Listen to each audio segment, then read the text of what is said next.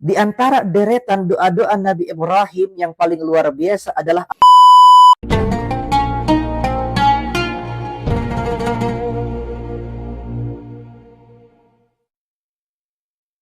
ikhwafillah yang dimuliakan Allah Ta'ala. Jadi di ayat ke-125 setelah kita mengenal yang disebut dengan maqam Ibrahim, kemudian di ayat ke-126 ini ada doa pertama yang Nabi Ibrahim panjatkan kepada Allah Subhanahu wa taala.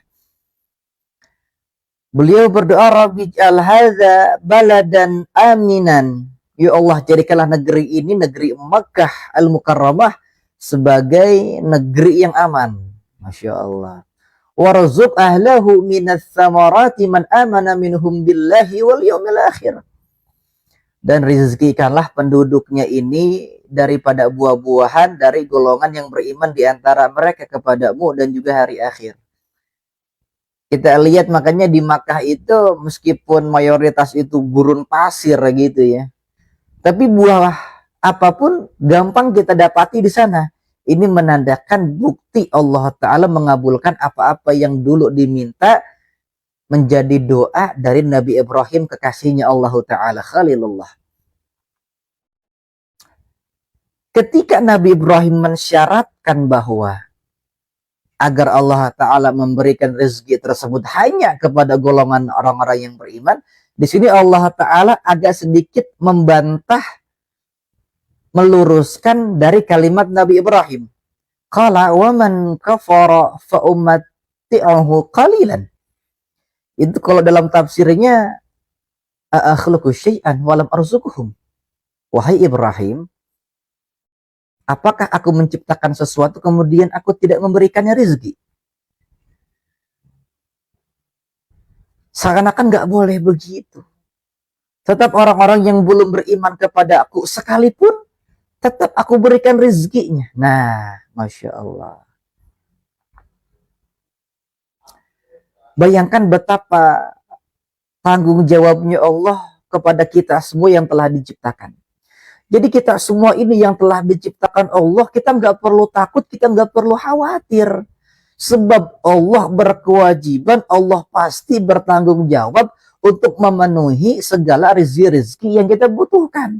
Karena Allah Ta'ala sendiri itu dalam tafsirnya dikatakan, akhluqu syai'an wa lam arzuquhum. Apakah aku menciptakan sesuatu kemudian aku meninggalkannya? Apakah aku tidak akan memberikannya rezeki? Tidak.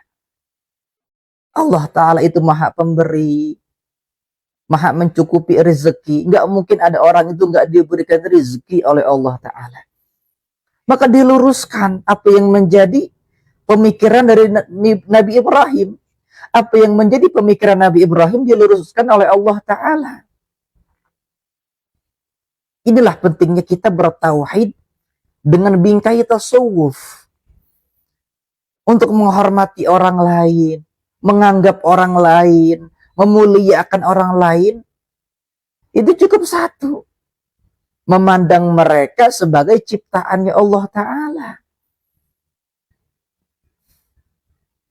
Jadi kalau kita memahami tauhid dengan bingkai tasawuf, timbul yang namanya akhlakul karimah. Biar bagaimanapun dia adalah ciptaan Allah. Mungkin bisa jadi di penghujung usianya Allah berikan hidayah iman dan Islam kepada dia. Ini enggak, kita gembar-gembor kajian tauhid. Ujung-ujungnya kita gampang menjustifikasi seseorang sebagai ahlul bid'ah, khurafat, fasik, fujur, tahayul, dan selainnya. Apakah seperti itu akhlak orang yang bertauhid kepada Allah Ta'ala? Orang kalau bertauhid jangan pakai ego, pakai ilmu tasawuf. Kalau kita bertauhid disempurnakan dengan ilmu tasawuf, itu kembali akan melahirkan yang namanya akhlakul karimah. Makanya dulu Nabi Ibrahim itu punya kebiasaan menyambut tamu. Beliau kalau makan itu bareng dengan tamu, sampai akhirnya di suatu waktu beliau nggak punya tamu, beliau mau makan, beliau keluar rumah dulu, ngapain? Nyari tamu, bayangin tuh. Saking senangnya memuliakan tamu. Tiba-tiba ada satu orang yang beliau ajak makan di rumahnya. Oh, karena kamu beda agama sama saya, kata Nabi Ibrahim, ya udah nggak jadi makan barengnya gitu. Ketika Nabi Ibrahim menolak orang tersebut karena belum mendapatkan iman, Allah Ta'ala menegur Nabi Ibrahim, ya Ibrahim, bertahun-tahun hamba aku itu belum beriman kepada aku, namun tetap aku berikan rizkinya. Baru hari ini rizki dia aku wakilkan melalui kamu, udah banyak syaratnya. Mesti inilah, mesti itulah. Nabi Ibrahim akhirnya merasa malu kepada Allah Ta'ala, dipanggil orang tadi. Udah yuk makannya di rumah saya. Atau dikatanya nggak boleh karena saya beda agama. Tahu nggak, saya ini dimarahin Tuhan saya gara-gara kamu. Yang benar, kamu ditegur Tuhan kamu, Allah Ta'ala, gara-gara saya dianggap sekali oleh Tuhan kamu. Iya benar. Akhirnya ini orang masuk ke dalam agama Ibrahim, masuk ke dalam Islam karena mengenal kelembutannya Allah Ta'ala. Jadi siapapun kita yang telah diciptakan Allah, kita mendapatkan rezeki dari Allah, kalau kita mengenal betapa lembutnya Allah, betapa tanggung jawabnya Allah kepada kita dalam memberikan rezeki, itu semua pasti akan jadi orang-orang yang beriman. Kalau kita mengenal betapa lembutnya, betapa indahnya, betapa dermawannya pemberian dari Allah, kita akan mengucapkan kalimat asyhadu an la ilaha illallah wa asyhadu anna Muhammadar Rasulullah sallallahu alaihi wasallam. Maka mudah-mudahan kita semua termasuk orang-orang yang mengenal betapa dermawannya pemberian Allah kepada kita. Itulah mengapa Al-Imam Jalaluddin As-Suyuti berkata, kalau seandainya orang-orang yang tidak beriman itu enggak diberikan rezeki Allah Ta'ala, jangankan rumah kendaraan, air minum saja tidak mungkin diberi oleh Allah Ta'ala. Tapi kenapa mereka juga masih bisa makan, masih bisa minum? Karena Allah yang memberi. Jadi apa yang mereka makan, apa yang mereka minum, itu pun sama-sama diberi oleh Allah. Apa yang kita punya dan dipunyai orang lain, sama-sama diberi oleh Allah Ta'ala. Jadi jangan gampang mengusik orang ahli neraka, ahlul bid'ah, ahlul khurafat. Karena bagaimanapun mereka statusnya adalah ciptaannya Allah, nggak bisa dirubah. Gitu. Ya. Dan ketika Nabi Ibrahim berdoa akan hal tersebut, di ayat berikutnya, di ayat ke-127 surat Al-Baqarah, ketika Nabi Ibrahim dan Nabi Ismail anaknya membangun satu pondasi daripada Baitullah, Baitul Atiq, Ka'bah Al-Mu'azzamah, beliau berdoa, Rabbana taqabbal minna innaka antas sami'ul alim. Di sini mengandung satu adab-adab yang mesti kita tunaikan dalam doa. Di antara adab-adab tersebut adalah kita mengenal innaka antas sami'ul alim. Nabi Ibrahim mengajarkan kita bahwa Allah itu as-sami'ul alim, maha mendengar dan maha mengetahui. Mengingatkan kita, menyadarkan kita bahwa ketika kita berdoa, kita mesti punya kesadaran penuh bahwa kita sedang didengar oleh Allah Ta'ala. Kalau kita tidak menyadari kita ini didengar oleh Allah Ta'ala, udah pasti kita pengen didengar sama manusia. Berdoa, pengen kedengaran sama orang. Berdoa karena pengen diaminkan oleh jamaah. Berdoa karena pengen disanjung oleh orang lain. Waliyadzubillah. Ketika kita tertutup dari kesadaran tersebut, bagaimana doa mau dikabul? Karena Allah tahu kita pengen didengar sama orang lain, bukan sama Allah Ta'ala. Gimana mau nikmat doa begitu? Makanya berbeda antara orang yang berdoa dengan membaca doa. Ya, jangan ketika membaca doa, mohon maaf, bukannya saya mengkritik, fokus kepada intonasi, nada, irama, pengen kedengaran enak di telinga manusia, tapi kita lupa kita ini sedang didengar sama Allah Ta'ala. Jangan-jangan kita nggak paham dari apa yang kita pinta. Tuh kan. Jangan kita doa pengen maksa bahasa Arab, maksa pengen irama indah, tapi kita nggak tahu artinya apa, kita nggak tahu apa yang kita minta. Gimana sih? Yang doa nggak ngerti, yang amin pun sama-sama nggak tahu, ngapain? Sementara doa ini Allah syariatkan sebagai ibadah, ta'abud. Pahamin apa yang kita minta, resapin apa yang kita minta, dan sadari bahwa apa yang kita minta didengar sama Allah Ta'ala. Karena tadi orang kalau tidak mendidik dirinya puas didengar oleh Allah, dia maksa dirinya biar kedengaran sama orang lain, biar doanya kedengaran sama orang lain, pasang di status. Bukannya nggak boleh, tinggalin dulu, kuatin dulu keyakinan kita bahwa Allah Ta'ala yang mendengar setiap curhatan kita. Tuh. Akhirnya apa? Orang yang nggak mendidik dirinya puas kedengaran sama Allah Ta'ala, dia pengen senangnya dia, kebahagiaannya dia kedengaran sama orang lain. Bahkan nanti susahnya pun, masalahnya pun kepengen kedengaran sama orang lain. Karena nggak puas dengan pendengarannya Allah. Sama dengan Al-Alim, Maha mengetahui. Kalau kita nggak mendidik puas diketahui sama Allah, sebagaimana qasidah Imamul Haddad, qad kafani ilmu rabbi, ya kita maksa orang lain biar tahu saldonya kita, biar tahu kendaraannya kita, biar tahu senangnya kita. Sampai nanti kita punya masalah rumah tangga sekalipun senang kalau kita diketahui sama orang lain. Penyakit itu. Ada beberapa wilayah kita boleh tahadus bin ni'mah, menceritakan nikmat-nikmat yang Allah berikan kepada kita ke hamba-hamba yang lain dalam rangka tahadus bin ni'mah boleh.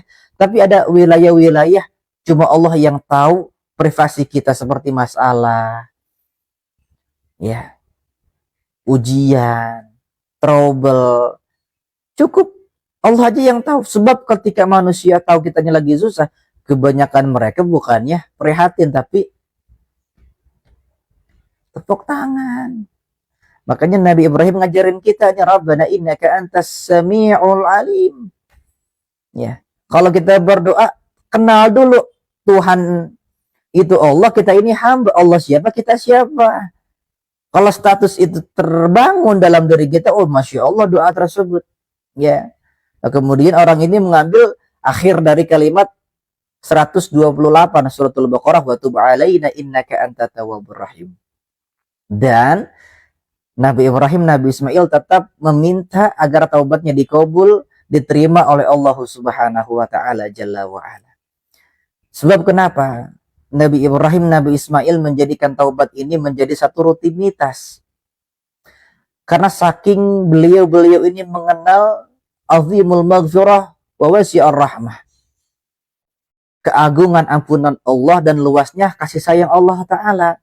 Makanya dalam Al-Quran itu selalu disandingkan tuh dengan kalimat Ghafurur Rahim, Tawwabur Rahim gitu ya. Innallaha Ghafurur Rahim, innaka antat tawwabur rahim. Karena Allah itu kalau sudah mengampuni dan menerima taubat dari seseorang, orang itu bakal disayang sama Allah Ta'ala.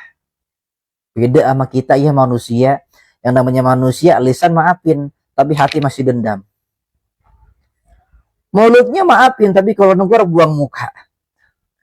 Artinya apa? Allah Ta'ala mampu memberikan ampunan kepada kita saat kita tidak mampu mengampuni diri kita sendiri. Jangan putus asa. Allah Ta'ala maha mampu memaafkan kita saat orang lain tidak mampu memaafkan kita. Allah Ta'ala mampu menghapuskan kesalahan kita saat orang lain tidak mampu menghapuskan kesalahan kita. Yang namanya manusia ingat terus sama salahnya kita. Oh iya tuh, dulu kita begini begitu. Ingat aja mereka tuh. Tapi Allah Ta'ala maha mampu menghapuskan histori buruk dalam hidup kita. Makanya ayo jangan putus. Terus menerus kita mengharap ampunan dari Allah Ta'ala dengan terus menerus kita bertaubat kepada Allah Subhanahu wa Ta'ala Jalla wa ala. Dan terakhir di awal kalimat ayat ke-129 ada satu kalimat yang menarik yang dipanjatkan oleh Nabi Ibrahim dan juga Nabi Ismail. Rabbana wab'ats fihim rasulan minhum. Di antara deretan doa-doa Nabi Ibrahim yang paling luar biasa adalah awal kalimat di ayat ke-129. Rabbana wab'ats fihim rasulan minhum. Ya Allah, bangkitkanlah seorang rasul dari kalangan mereka. Dari kalangan Baitullah, dari kalangan Baitul Atiq, Ka'bah al-Mu'azzamah, yakni orang-orang Quraisy. Maka Allah Ta'ala pun mengijabah doa Nabi Ibrahim bi bi'tsatis sirajil munir Sayyiduna Muhammadin sallallahu alaihi wasallam. Dengan kebangkitan Nabi Muhammad sallallahu alaihi wasallam as-sirajul munir. Masya Allah.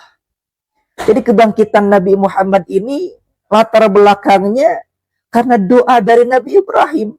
Artinya Nabi Ibrahim telah tahu bahwa Rasul terakhir ini, Khatamul Anbiya ini adalah Rasul yang sangat agung, yang sangat mulia. Lantas bagaimana kita tidak mengharapkan kehadiran Nabi Muhammad yang padahal ternyata kehadiran Nabi Muhammad menjadi harapan nabi-nabi terdahulu. Bagaimana kita tidak bergembira dengan kelahiran Nabi Muhammad padahal semua ahlul ardi wa ahlus samawat wa ahlul bihar yubsyiruna bi maulidi Rasul sallallahu alaihi wasallam. Setiap penduduk langit, bumi, bahkan penduduk lautan sekalipun bergembira dengan kehadiran Nabi Muhammad sallallahu alaihi wasallam. Maka jangan takut untuk kita semua yang punya cinta kepada Nabi Muhammad. Orang yang hatinya punya cinta kepada Nabi Muhammad, mau dia di gunung hidup, mau dia di laut hidup. Kenapa? Karena setiap alam semesta ini Allah tundukkan untuk Nabi Muhammad, dan Allah perintahkan alam semesta ini untuk melayani orang-orang yang di hatinya punya cinta untuk Nabi Muhammad SAW.